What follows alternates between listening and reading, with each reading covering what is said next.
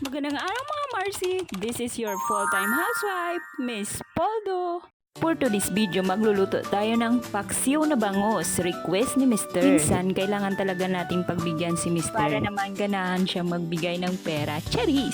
Slice lang ako dyan ng bawang, sibuyas, at berding sili. Nilagyan ko din ng luya, pampatanggal ng lansa. O ata ang pinakamadaling lutuin. Pero tingnan mo itsura ko, ang hagar-dagar. Charis! Hinugasan ko lang at nilagay ko na isa-isa sa kawali. Pwede na naming tung ulam for 3 days. Ang dami kasi.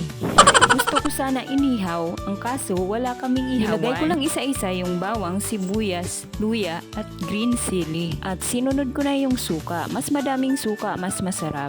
Nilagyan ko lang ng paminta at konting asin. Nilagyan ko din ng konting tubig at magic sarap.